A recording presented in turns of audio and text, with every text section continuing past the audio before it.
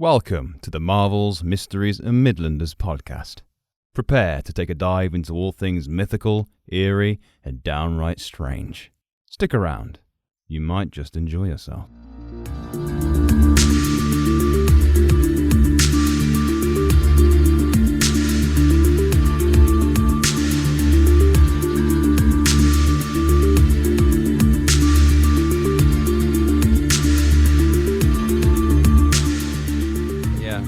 I have just returned from a fantastic trip to the Harry Potter studio tour. Read the badge, Potter. Read the badge, Potter. And all that. So that was it was thrilling. I've been there 3 times now. You know. Nerd. I'm not a nerd. I'm not a nerd. I just like it there. Have they added any new stuff? They have. They've added Gringotts Bank. They've added something else which I've completely forgotten. They've added something else because it's Halloween as well. They've got pumpkins hanging up in the Great Hall. They've got Death Eaters chilling about, threatening you, doing dances with wands and stuff. It's very, very cool. There's something else about it. There's one I can't remember. The Forbidden Forest is it's very, you know, if you're into Harry Potter, even like slightly, it's a lot of fun. That's why I'm surprised you haven't been yet, Adam.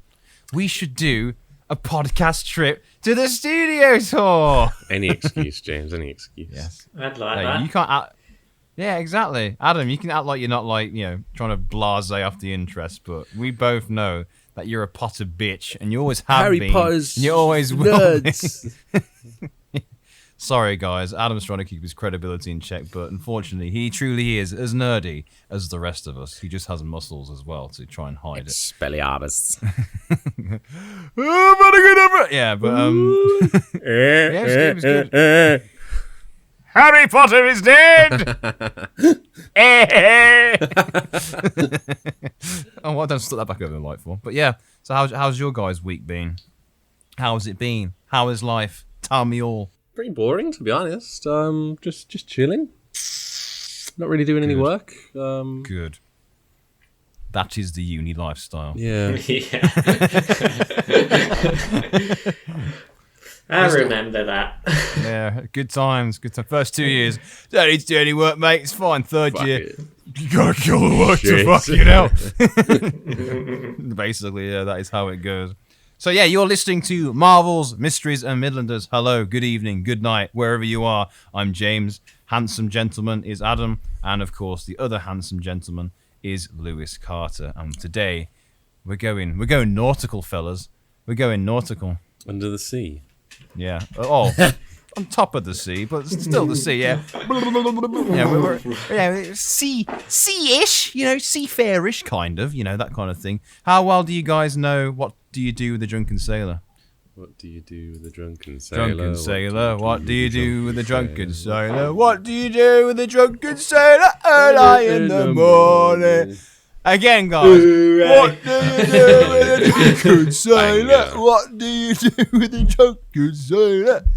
Hey! But anyway, yeah, that's what I'm going to go with. So today, I'm going to read out my piratey opening I did for you guys. I'm going to do it in a pirate voice to get us into the spirit of things. So, avast ye matey lads! Get your doubloons out and bet on who you think is the meanest ass pirate around. Welcome aboard the ultimate bastard, or the big laddie. So yeah, apparently the official boat of the podcast is either the ultimate bastard or the big laddie. I don't That's know the which best one names I I could like think of. I feel love like them Lewis. both. And I felt Lewis is leaning towards the ultimate, the big laddie. I feel that's a Lewis. The big laddie. But imagine being on some sort of ship and going, "What's that? It's the ultimate bastard!" Dun dun dun dun dun dun dun dun dun dun. It's going towards Big laddie's on our tail. Yeah, the ultimate battle between the ultimate bastard and the big laddie.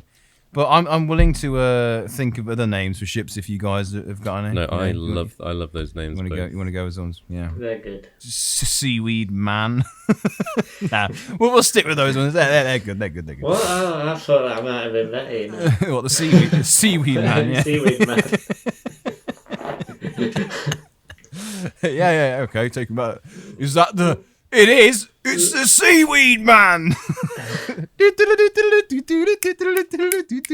But yeah, so as I said, the name is open to change. But today we are taking to the high seas of England. This is our first plunge into piracy, and we're going to be discussing reprobates, evil children, and much, much more. So this guy, today we're discussing, this guy may be one of the greatest pirate entrepreneurs ever to grace the English Southwest. We're talking about Cruel Coppinger. Now, does that name... Coppinger. Yeah, cruel. He's cruel, and his name's Coppinger. His first name is Cruel. No, I think it's more of a Was that his pirate name? Hello, mate. I'm Cruel. Nice to meet you. Cruel. Oh.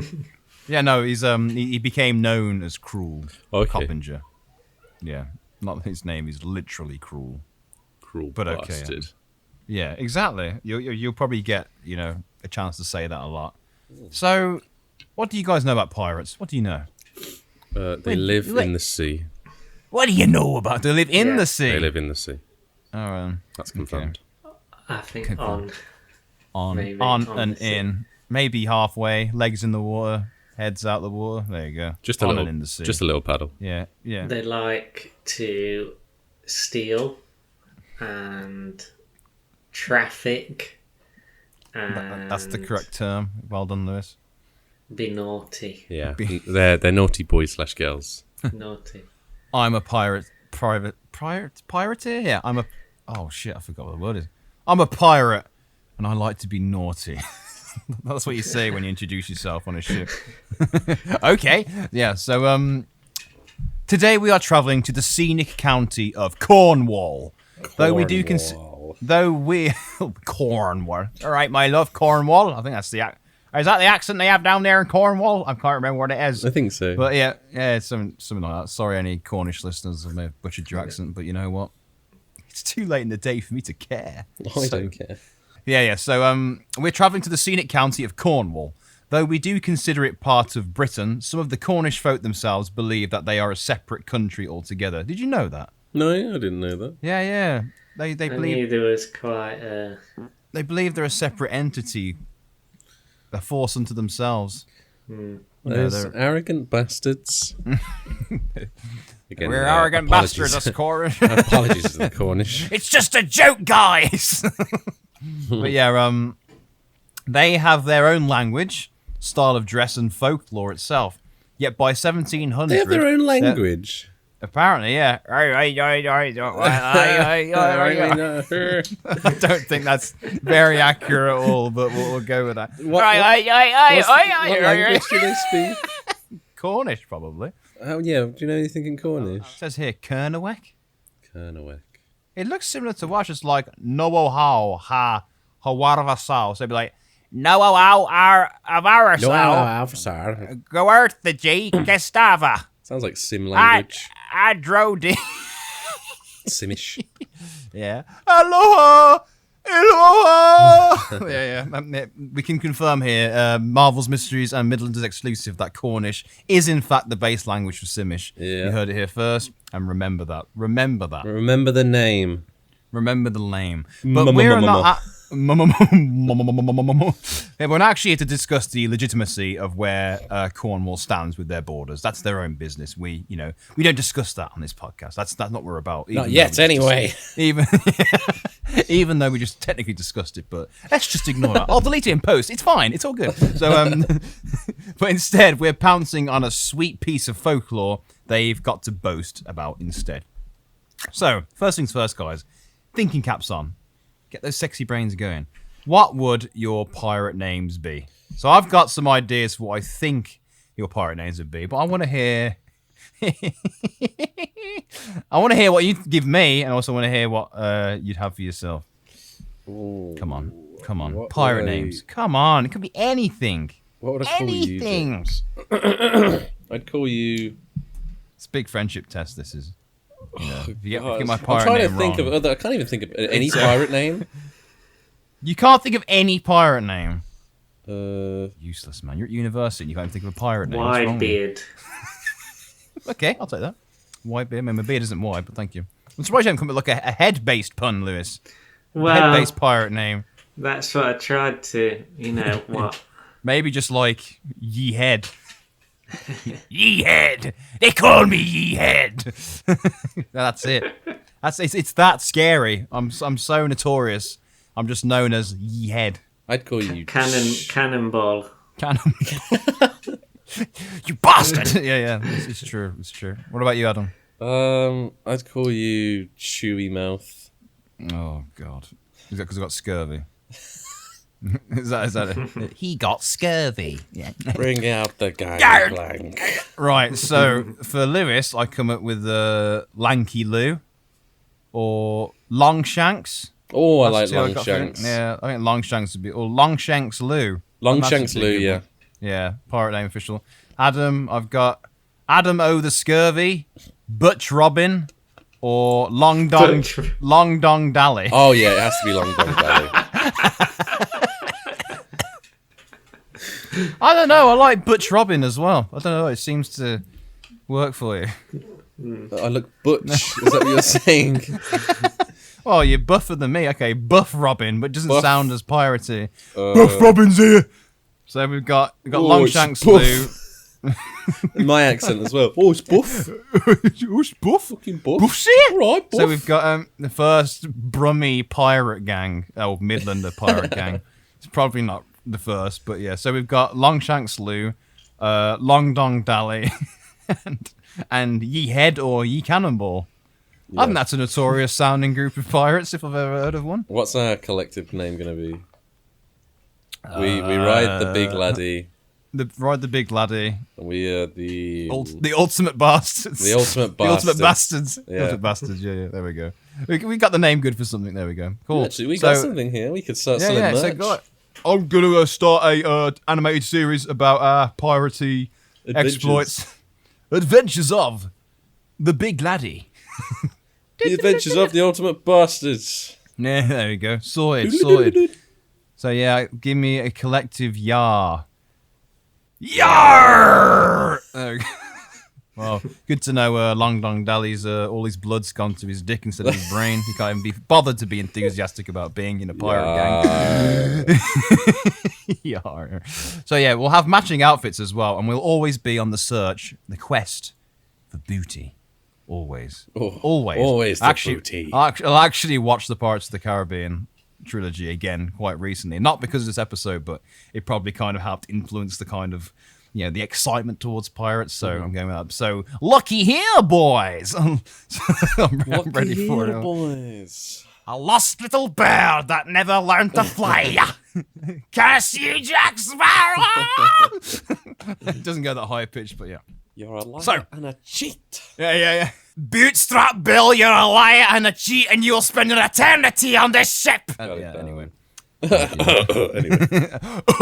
I've only watched the film once. Now, a particular version of this tale of Cruel Coppinger says it took place in Welcome Mouth down to Heartland Quay. Now, there's about a 20-minute drive between each of these locations, so let's just say that our tale, for now, takes place in between the two. If I'm way off the mark, do email me and correct my ass. Anyway, but today we are looking at a legendary Lewis Carter question. There's a ghost behind you. Oh, shit! Oh, my God! Oh! I saw a figure behind me on there. Woo! Scared the life out of me. Jesus Christ. Oh. Right then. So, today we are looking at a legendary, potentially satanic pirate bastard by the name of Cruel Coppinger, as you know. But why is he so cruel? Well, there's only one way to find out, baby. Get them sails up, lads! Let's go! So, first things first, this tale gained further prominence thanks to a one Reverend Robert Stephen Hawker, vicar of Morwenstow, who researched the tale and ultimately published it in 1866. The year was 1792, and a massive, horrifying storm descended upon a coastline in Cornwall.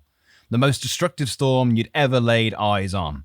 Waves were apparently 50 to 100 feet high, with lightning skimming them, and the wind howling like an army of 1,000 banshees. Now, waves that high, you're dead, aren't you, really? Wait, how high are they? 50 to 100 feet high these waves were. Shit. So high that the lightning was skimming the waves. You know what I mean? Again, you just did. You did. I mean, yeah, so if you're witnessing it, you'd still want to be far away from it, wouldn't you, really? I know I wouldn't. So anyway, the locals of the area couldn't help themselves. They were witnessing some modern-day wonders at the time, of course, so they made their way down to the beaches to view this incredible spectacle. Now, not everyone was there for the terror and wonder. When ships got wrecked during these storms back in the day, various treasure and commodities would wash up on the shore and could easily fetch a pretty penny. Just to go back to another Pirates of the Caribbean reference, if in my mind, the whole kind of scene is like the final battle from Pirates of the Caribbean 3. You know, the Maelstrom. The stormy as hell. Yeah, Maelstrom! Oh, it's still such a cool final battle, though, I have to say. It's cool. I watched the Pirates of the Caribbean 4 as well. Yeah, not so good. Is that the one with... who's in it? Blackbeard. Oh, yeah, that was one. They end up on the island. All a bit yikes. Yeah, yikes. As they tried to focus their vision through the whoosh of spray and the haze of the storm, they began to see a shape out there in the gale. It was a ship of foreign standing. But where was it from? And what was it doing out there in the storm? It was the ship. Big laddie. It was the big laddie coming to save all and on their quest for booty. Watch out, Cornwall. Your ass is about to get tamed. So... The ship, in some stories, attempted to head towards Hartlepool, near Morwenstow, to dock safely, but was pulled back out to sea by the sheer power of the current. The bystanders could see shapes darting about the deck of the ship. It was the crew panicking, trying to stabilize it in any way they could. But instead, the ship was torn apart by the crashing waves, all aboard being drowned and swept away into the sea, and all the watchers could do was just let it happen. So that must have been... So they tried to dock, but then they got pulled back. Yeah, it's just... Yeah, the waves were like, nah, mate, I don't think so. Come on, back out you come. And then... That's no good, is it? No, it's not the ideal docking procedure. No. There's only one ideal way. Oh, God, here we go. Yeah. Here we go, yep. In a harbour. In a harbour. Exactly. Good weather. In the harbour. Good weather. It's not quite the Caribbean, is it, Cornwall? Pirates of the Cornwall. Pirates of the Cornish region. Pirates of the Cornish, yeah. So, yeah, it was all kicking off in the water. The ship was getting its ass handed to it, and unfortunately, nobody could do anything at all. But this macabre sight was the least of their problems. In the storm, from the shoreline, a figure of a man stumbled out from the violent waves. Just a man. A tall and burly one. So this figure stomped his way out of the sand, kicking sand and cursing in some foreign tongue, which probably translated to, "Are none of you going to help, stupid Burks? You're all assholes!" He moved headlong towards the crowd of onlookers, particularly an elderly lady. The large man slowed as he approached her because, you know, he's a nice guy. He's obviously like, "Don't worry, I'm absolutely fine." But instead, he grappled the old lady, pushed her to the floor, maybe gave her a one bomb, probably, and yanked her close. Yeah, a one bomb, man, just a one bomb, little mean right hook into the old lady's jaw. No, I reckon he gave her a right Batista bum. I was thinking a suplex. Just walk up this old lady and went, "Whoa!" over his shoulder.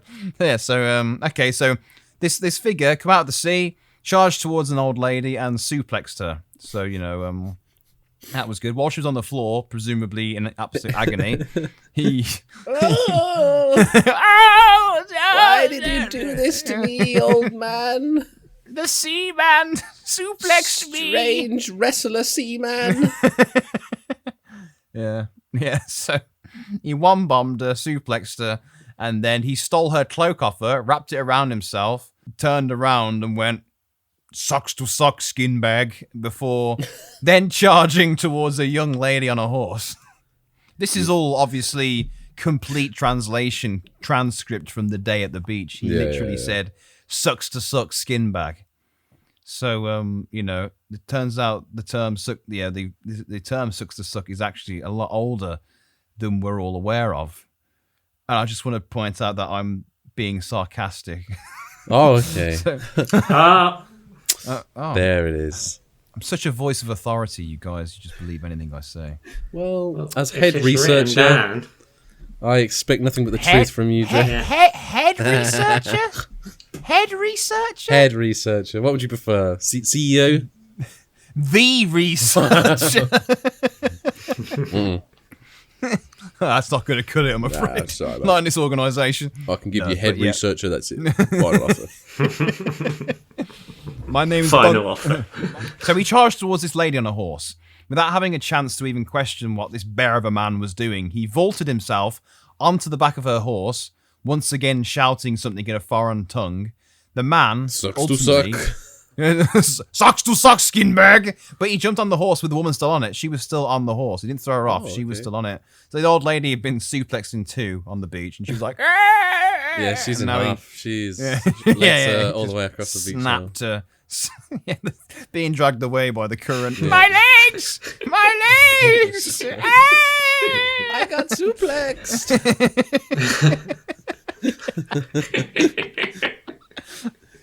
I got suplexed.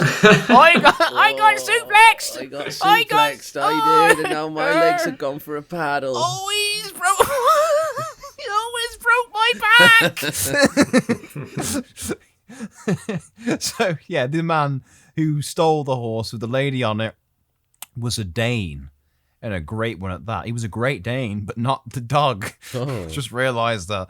Yeah. So. But he was far from his native Denmark, with nobody knowing his name. This was the start of an infamous reputation, and soon enough he would become known as Cruel Coppinger. So he jumped on the back of this horse while the lady was riding it. She was kind of like, bystandering on a horse on the beach, and he was like, "Socks to socks, skin bag," and then jumped on the back of it. So she was still in control of the horse. I guess so, but when you got a giant Danish man on the back who's like, "Ride the horse now! Just ride. No, ride the horse now!"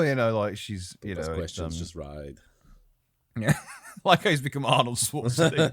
Enough questions, just ride the horse now! Ride the horse! Just give me a cloak and I won't suplex you.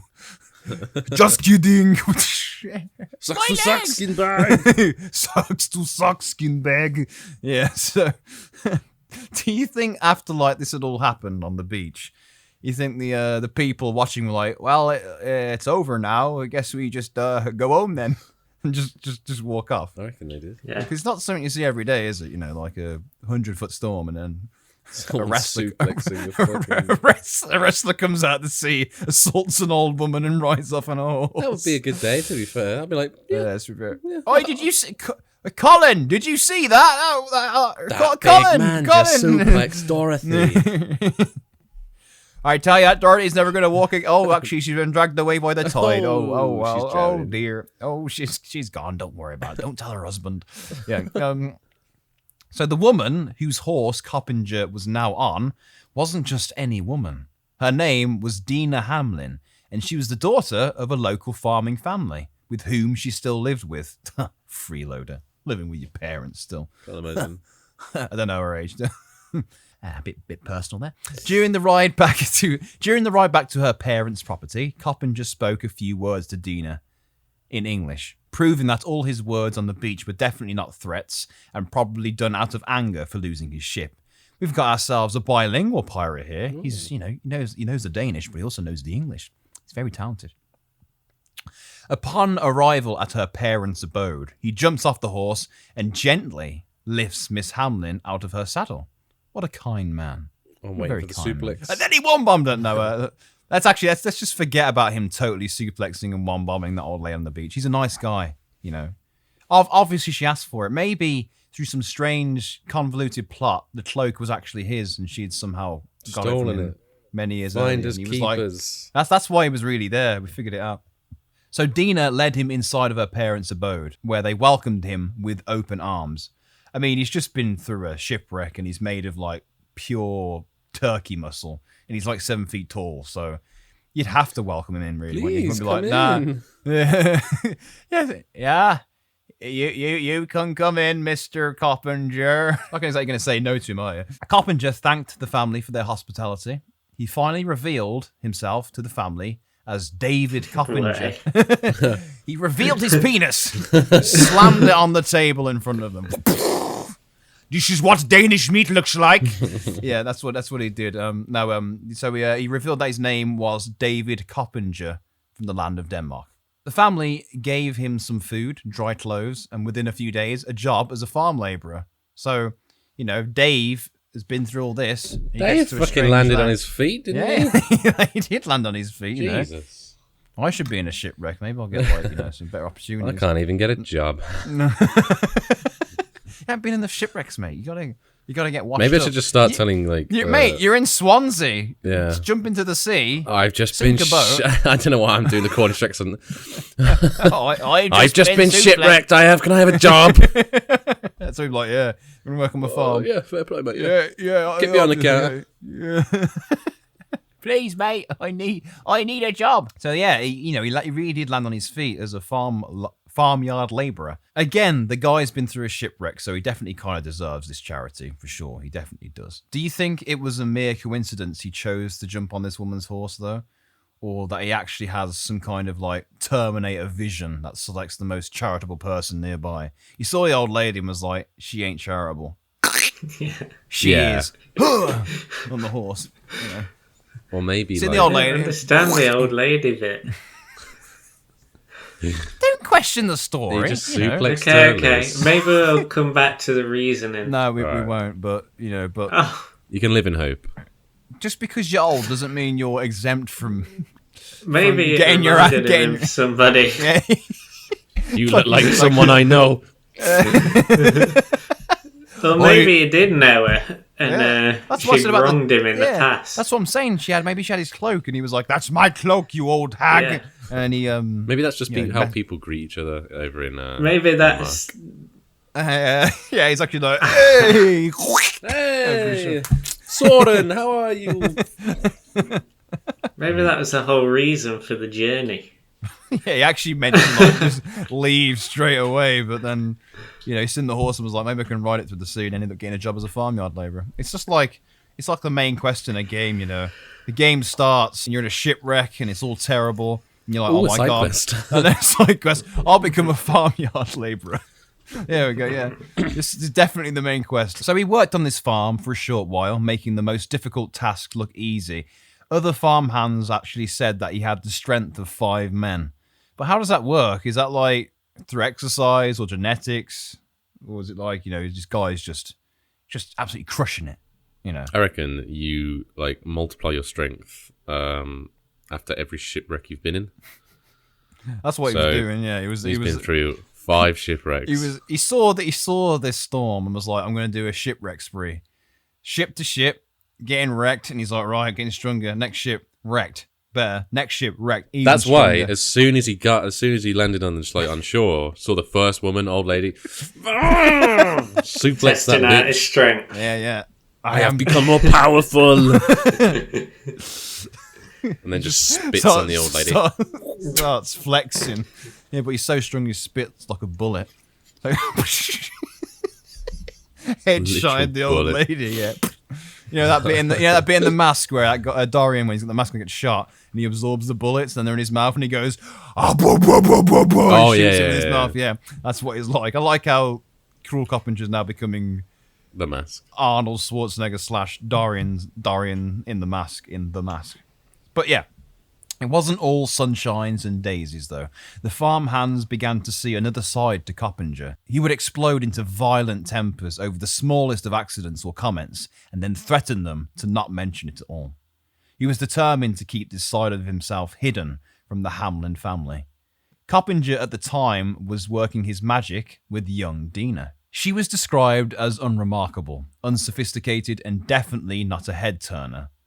But I resent these statements because I've seen pictures of Coppinger and he looks like... That's the only way I can describe it. That's what he looks like. He looks like a sound. Yeah. Just imagine a pirate who's really buff, but also sounds like that.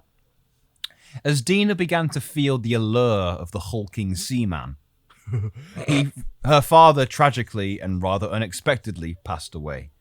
Though it's been speculated that Coppinger was involved, it's never been confirmed if he truly was responsible or even how her father died. Oh, so it was he was being sussed of the father's death? Yes, because, turns up. Because of his hulking semen. Yeah, he just crushed him, mate, with his... Imagine what his, you see what he could do with his spit. Crushed him with his cargo. Imagine what he could do with that thing down there. Jesus Christ. But yeah, it's true.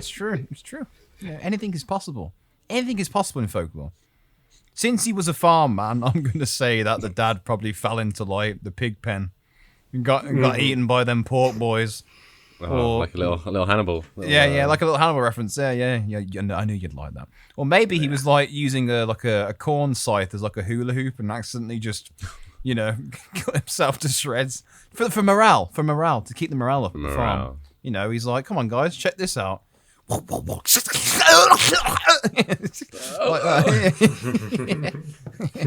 you guys find that funny? Guts spilled out everywhere. Soon after the father's death, Coppinger was married to Dina, and sure enough, he claimed dominion over the small farmstead, and his true colours began to show. This here's my farm. This is my farm now. Play your ding dong. He seems like a very hot-headed boy. A two-sided coin. Well, when has he shown that he's a nice bloke?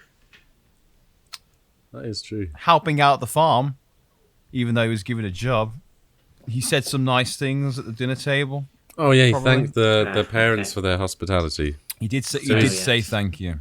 He's got some manners. He's currently known as Cruel Coppinger. He's Cruel Coppinger. He's Cruel Coppinger. But I suspect that will change soon. Yeah. This is where the story, I've got it completely wrong, and he's not a bad guy at all. I just feel like this guy is proper evil. He said thank you. Thank you. So he began a brutal reign of terror upon his wife, Dina, and any employers left on the farm. He's like a farmyard tyrant. He is, yeah. He's he's Lord of the Manor or Lord of the Farm, and he's being Mussolini of agriculture. Yeah. I mean, I don't know enough about Mussolini, Benito, but yeah, we'll go with that. Little Benito. Assault, verbal abuse, happy slapping, and even wet willies. There was nothing Coppinger wouldn't make use of in his arsenal. Imagine him getting his fucking finger ready, like...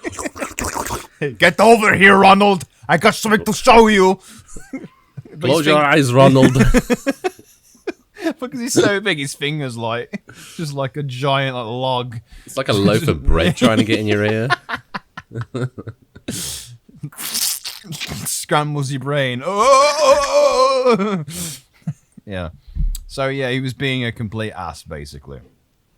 Obviously, with his modern day approach to management and the treatment of his employees, little dig there, the farm fell into ruin very quickly, and soon enough, Coppinger was looking elsewhere for coinage. Bit of that moolah. He even went as far to beat and whip Dina with a cat o' nine tails, while she was bound to an oak post bed, and would only stop when the widow, Mrs. Hamlin, her mum, would give over the family inheritance, because he's definitely a nice guy. So at first, it's kind of like, maybe it's just some kinky stuff. Maybe she's into that. But then he's like, give me your inheritance! Give me your inheritance! So it's a ransom. Yeah, I see. This is where she's like, I thought this was kinky, but it's definitely not. Unless she's into extortion. Extort me more! Oh, God. It's not a podcast. It's a way of life! Seriously, though, it's just a podcast. Before we continue, we need to drop in a little detail regarding a child. The child. More so, the child of Coppinger and Dina. See, they had a kid, because obviously they were married. Because obviously. And did you not know that already, guys? But yeah, the child was subject to many, many rumours. So apparently, and I hope you guys, appreciate what I'm going to say now. Apparently, the child was born a complete imbecile, or deaf and dumb idiot, who possessed the same callousness as his father. He was cruel, ungovernable, and delighted in cruelty towards animals and other children. He kicked around the village, doing nothing but stirring up trouble. Obviously, this is a few years down the line. It's not like literally a fetus sliding around the village causing trouble. So he couldn't speak or hear anything? Well, he was described as a deaf and dumb idiot, so... The child's reputation was cemented when on a serene summer afternoon at the coast, the 6-year-old Coppinger spawn was found standing at the edge of a cliff, squealing with delight, hugging himself and pointing to the bottom of a cliff face. What do you think's going on? A boat. A boat? Yeah, a boat. A boat, okay. Why a boat? It's in the sea. Flawless logic. Can't argue with it. There's What water. else is there in the sea? At the bottom of the cliff face, a body of a child. Oh, he pushed him. He pushed the child off the edge of the cliff. Now, it was a neighbouring child, and apparently that little bastard had thrown him off. But unable to prove it was the kid. No action was taken, but this child was deemed a punishment from God. This Coppinger spawn was literally deemed by the people as a punishment from God for his father's foul ways. It became widely known in the district that this child had no soul. That boy got no soul. He's got no soul in him. That boy's got no liquor good in him at all. He's a little bastard. So yeah. He's got no soul, and he's not a soldier. Yeah. Yeah. He's nothing. So you can imagine just seeing this kid going Oh God, I hate that. pointing over the edge of the cliff. You know what I mean? Ugh. What do you hate about it? He's a little. He's deaf and he's dumb and I hate him. No, it's more apparently the kid was cruel towards animals, which is already a strike in my book, and he was just apparently just come across as very cruel. I like how that's the first thing that's a strike, not the fact he's just pushed a kid off a cliff. He was doing the animal thing. No. The animal cruelty was before he killed the kid. Oh, okay. Yeah. So that's already a strike for me. Would I push the second him? strike is the kid. Would I push him off the cliff or pushing the kid off the cliff? Like a domino effect. What F was going? My turn. turn. Behind you. Yeah, well, it's my time. Hey, he pushed that guy. Just line up, guys. Hey, what are we queuing for? Oh, you'll see. But he's evil. Yeah. But back to Coppinger's fun farm days. Whilst he was attempting to maintain the house and land, more and more strange people would suddenly be darkening his doorway, staying in the house before disappearing for a few days. All of these men were complete undesirables, reprobates, absolute scumbags. You get it. You get where I'm going with this. He turned the Hamlin farm into a nest of the worst people you could imagine.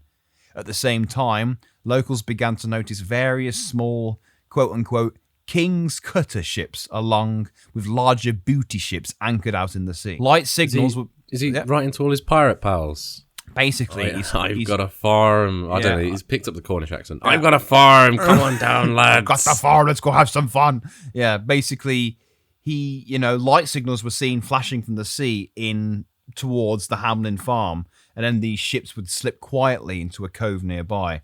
And you are right, Adam. It is pirates. Pirates. He's luring all his pirate buddies to the area, and they're gonna cause some real trouble. Pirates have come to Cornwall. Woo, pirate party! Let's do illegal things! Yeah, basically. Amongst these boats was a noticeable schooner ship. A schooner being your typical pirate ship with the mass amount of sails. The particular boat would become infamous around the Cornwall coastline, her name being the Black Prince. Now, it's no the Big Laddie, but... It's no Big Laddie. It's not our boat, so it's okay.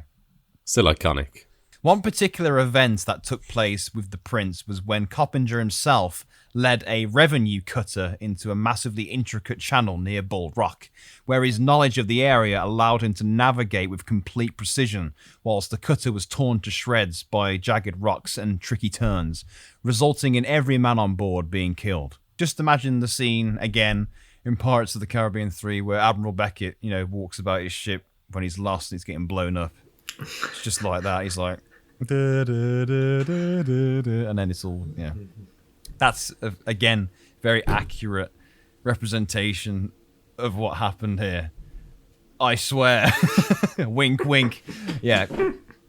So a revenue cutter boat, by the way, in case you don't know what one is, was an armed government-sanctioned ship that was sent out to enforce revenue laws. The laws falling under the Piracy Act of 1698, along with the Offences Act at Sea, 1536. Oh yeah. So enjoy those. Enjoy those law statistics, guys. Hope you like them. As you can imagine, the crime rate in the area began to skyrocket, with the locals being kept quiet via threats, moving away completely, or even joining the pirate gangs themselves. If you can't beat them, join them. Imagine, like, one of the husbands been sent round, just be like, can you just tell them to keep the noise down? It's like, yeah, sure. Like, guys, can you keep it? No, we cannot. And it's like, all right, can I have a beer? I'll come in. Can I hang Jeremy out? comes home absolutely steaming off his head. Missing an eye, and he's now Margaret, I tried to tell him, but it's just not working. Can I hang out with you guys? I don't like my wife. If you can't stop getting battered, become the batterer, basically, isn't it? That's the general rule, isn't it? Those who didn't want to join Da Coppinger crew would be forced into the gang either way, usually with the trip to the Black Prince with a good old pistol whip upside the head. His various nautical pastimes began to build Coppinger quite a tasty bit of revenue for his quote-unquote estate. He began the process of buying another farm bordering the sea, and when the day of purchase came, he and one of his cronies appeared before the lawyer and paid in dollars, ducats, doubloons, and even pistols. Nice! I'm going to pay you in guns. I hope you like M4 carbines. How about a nuke? Yeah. I ain't got any money, but I've got an AK-47 you can have. Do you take hand grenades? Yeah. Obviously, the lawyer was like, mate, what do you think this is? Lord of War?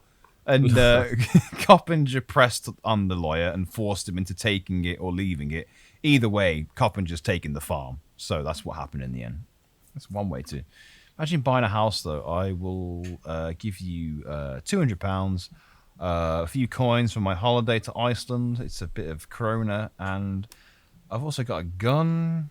I won't kill you. And I won't kill you if you give me the house. Deal! So, yeah. Not having to face any consequences for his naughty actions, the Mad Dane began to get even more daring with his operations. He began to put laws out into his own... He began to put his own laws out in the area, which is, that's a big deal if you're putting your own laws out. You know you've... Okay, Lewis, if you could put your own law out, what would it be? So is there any laws already existing, or is it going to be a new law? It could be anything you want. Something you've made yourself. I would have a law where it is illegal to cut chicken and pizza with scissors. How would you catch someone doing that anyway, Adam? Because most people do it in the privacy of their own homes. Well, there would be 24-hour watches of everyone's home. It would create jobs. So already, I've helped the economy. And okay, Mr. George Orwell, tell me more about this new world order of yours. It would, they'd just random inspections. Boom! You cutting pizza with scissors? Get in the back. Okay, it's a terrifying concept, but I think you've sold it very well. So yeah, thank you, Lewis. No swimming in the sea past 9:30 in the morning or evening. In the evening. Why? Did you have a bad experience? Is that no? I just really can't think of a good law. Okay, fair enough. I like the specificity of 9:30. I know, yeah. I mean, it's usually dark by then. Great dark, exactly. So you're doing it for everyone's safety. It's very cool. Yeah. Okay. So, Coppinger was putting his own laws in place in the area. Particular paths were owned and used by whoever was allowed passage. Any man who used them at night would receive a knuckle sandwich, or even worse, end up sleeping with the fishes. They became known as Coppinger. Not past 9:30, though. Say again? Not I said not past 9:30 though. Not, no walking. No, yeah, we can't. Sleeping with the fishes then. We can't drown him. Why? It's past 9:30. Oh, for God's sake! All right. Well, do it tomorrow then. Yeah. But these roads that became completely watched by the pirate gang became known as Coppinger tracks, and they all converged at a cliff called Steeple Point. The very edge of the point of this cliff led to a pleasant 300-foot drop straight into the sea. So, at least you got something nice to look at as you fall to your death, Ooh, that's nice. Got some time to think. Yeah, time to think, how did it all come to this? Yeah. Reminds me of like the start of a movie. That you're wondering how I got here. Well, it's a funny kind of story. Let me go back. Yeah, it's true. It's true. How you guys just goes back to him suplexing the fucking. My name's David Coppinger, and here I'm on a shipwreck. Dum, bum, bum, bum, bum, bum, bum. I just increased my strength by 5 times the amount of an average human being. But we'll get to that later. I met a girl. Da, da, da, da, da, da, da. In comes Tina. And I met her family. Da, da, da, da, da, da. And they gave me a job. Da, da, da, da, da, da, da, da. And who killed the neighbor's kid? Da, da, da, da, da, da, da, da. And then I extorted the inheritance out of the family. Da, da, da, da, da, da, da. And then I made a bunch of new friends. Da, da, da, da, da, da. I reckon there should be a new segment on the show. What? Coppinger's... You just like rounding up everything from a story in like... I'm wondering how I got here. Like Gawain. I guess you're probably wondering how I got up here. I've heard so many tales about you, Gawain. So it turns out this green guy come to my uncle's New Year's party. And I took that personally. And then I had to go on an adventure.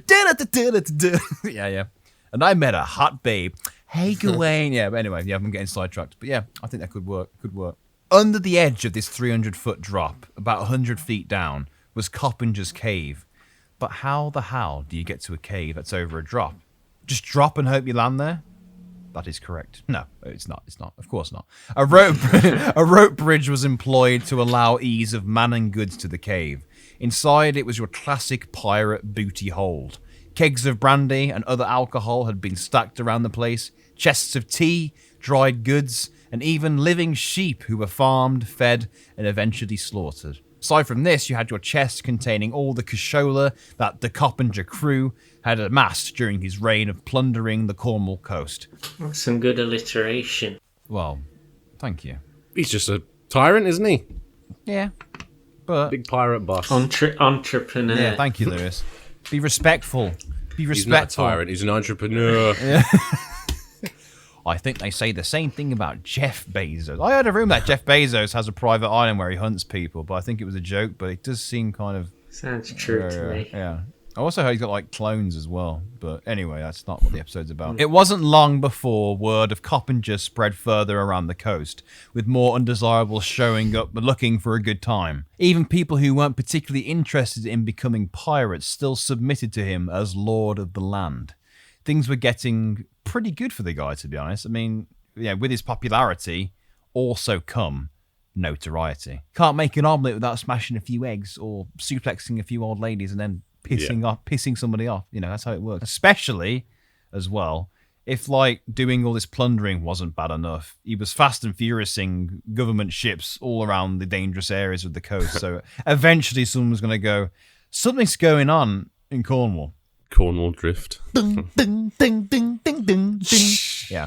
More and more boats began to appear in the sea around Coppinger's domain. But these weren't more pirates looking to join the Cornish company.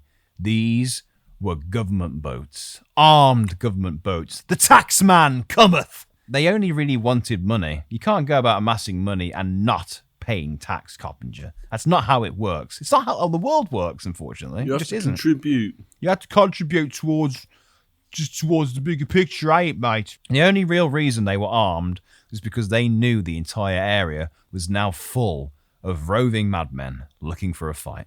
We're entering the finale now.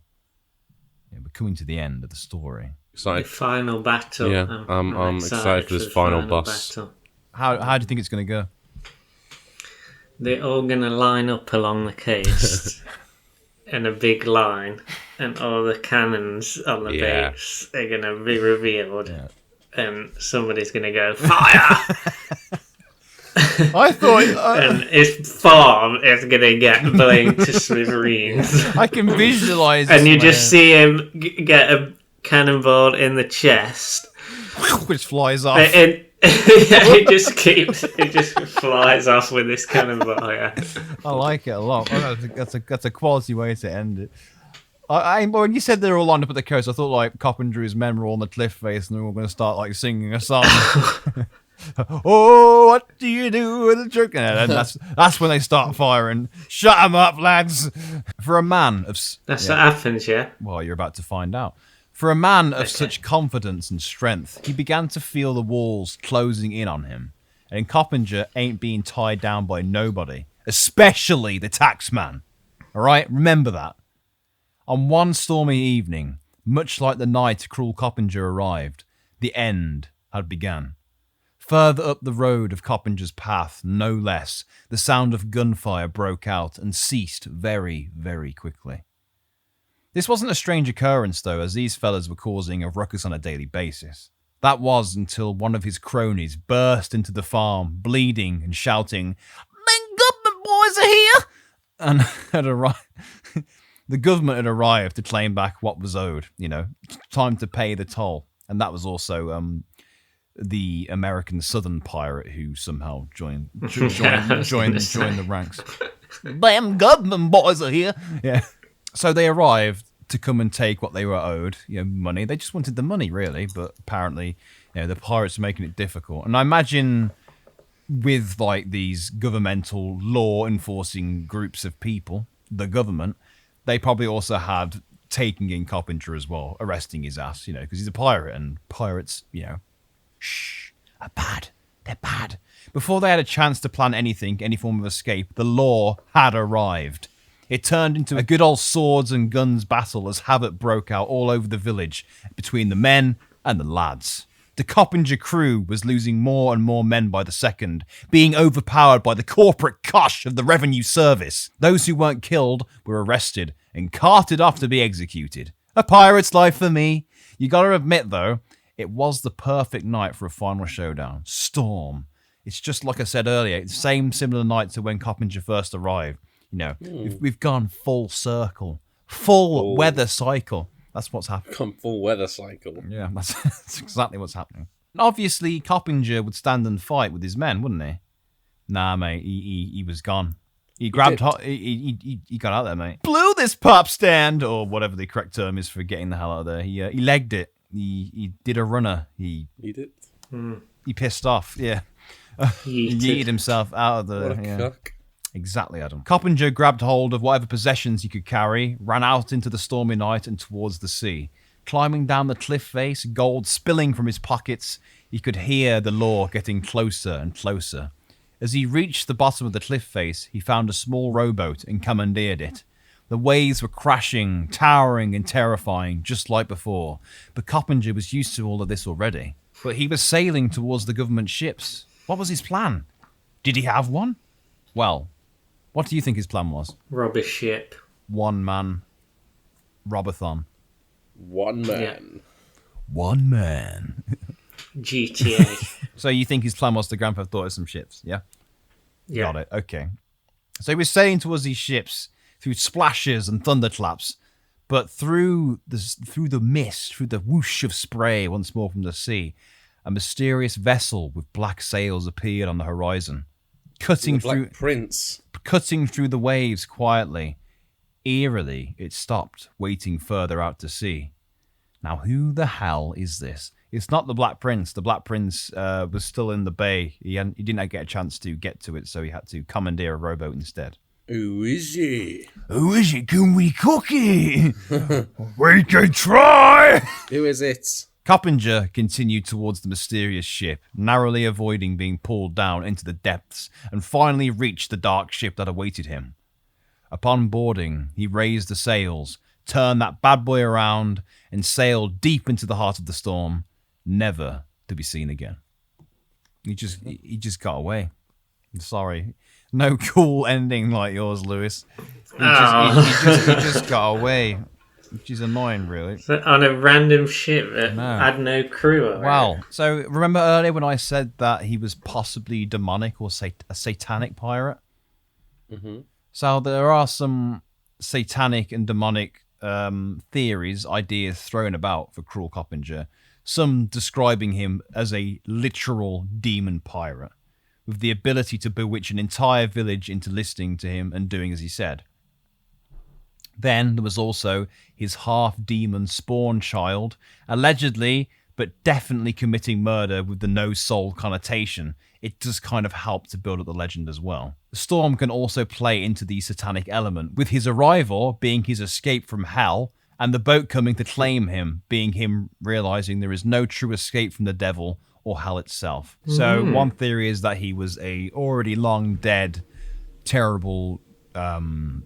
Undead demon pirate. Yeah, who escaped hell, got to Cornwall, and I don't think he did escape hell. There is no escape. Yeah, him coming to Cornwall was his escape, and now this ship has come to claim him and take his soul back to the underworld. Very little is actually known about Coppinger for sure, which adds to his mystique and his overall bad boy reputation. But there are actually two main candidates for the real Coppinger. The first is John Coppinger, who appeared in Cornwall back in 1793, and then there is Daniel Coppinger, a shipwreck survivor in 1792. Now, it's possible that the two became combined into one huge, infamous character for whatever reason. Maybe they were both kind of piratey, but they never proved it, so they were like, right, story time. His wife's called Dina, and all this stuff happened. Nobody truly ever knew what happened to down Dina. The pub. Yeah, down the pub. But this Dina actually did exist as well, but nobody ever actually knew what happened to her in the end after the entire Cruel Coppinger saga. But all that is known is that her death was confirmed for the year of 1833. What happened to the little demon spawn kid? I'm guessing he's still on the edge of the cliff going... I don't know. All we know is that he was just... As an old man.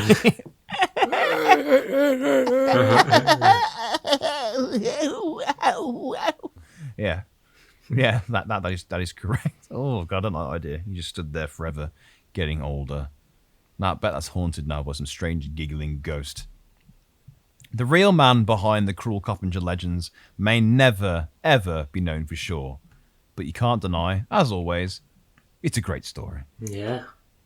I'd also like to thank Gemma, known on Instagram as the Make Do Witch, who sent in some great information from the book Legends of Cornwall by Sally Jones and The Folklore of Cornwall by Tony Deeb and Tony Shaw. So thank you very much, Gemma. You were a massive help, so thank you very much. So that was Cruel Coppinger, gents. So you could say she was a co-researcher. For this episode, yes. Well, how the tables have turned. I don't like your attitude. I'm Head researcher. I've got it on a badge on my business card, okay? You can't change this now. So yeah, that was Cruel Coppinger. Overall, as a story, give me your thoughts. Give me your most critical thoughts. Every thought you have, give them to me. I want to hear them. He just seems like he was having a massive bender. Just got a bit out of hand. He meets this nice young lass. It started out with a suplex. How did it end? Like, oh, God, Exactly. always had that. Yeah. He was probably off his nuts on the ship. That's what crashed it. He was still kind of on it once he got to shore. And the first thing he sees is this old lady. He thinks, I'm going to suplex her, steal a shawl or whatever he took. I'm going to find me a nice little land wench. Yeah. And then, the rest is history. No fishwives for me, thank you very much. Nope. Yeah, good. I still don't get the old woman. Suplexing. Yeah, it's not a good first impression. Maybe it was is like a trend back then. Just how being in a people used to shipwreck. eat like Tide Pods for the challenge. Maybe there's like a suplex Or old lady maybe- challenge. Yeah. Maybe we should start one. Come from Denmark, yeah. Just start one, yeah. Nan. Wah! Yeah. Maybe it was to scare people. Meme's a way Oh, to like go, don't assert mess with me. authority. Yeah, I think that's Yeah. what it was. Yeah, don't mess with me. Suplex that old woman. He's right unhinged, he is. You know, stay away from him.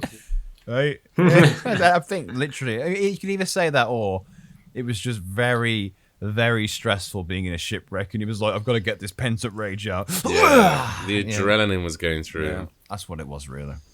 But yeah, that was Cruel Coppinger, our first piratey kind of story, our first Cornwall-based story Cruel as well. Coppinger.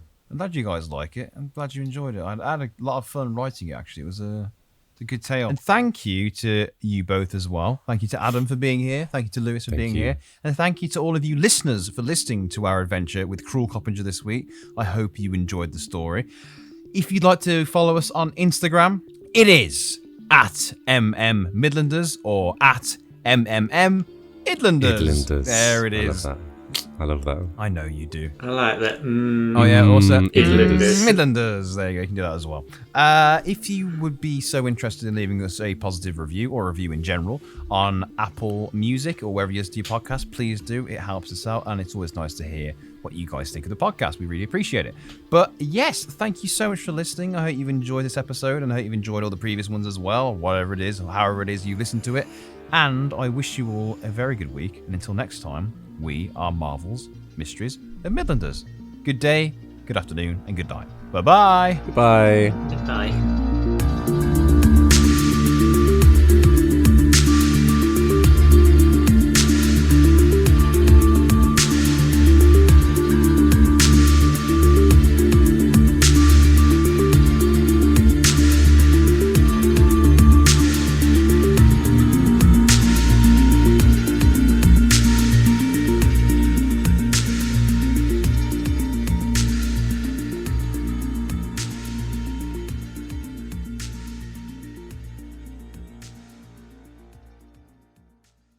You didn't check in with me, therefore I don't believe you.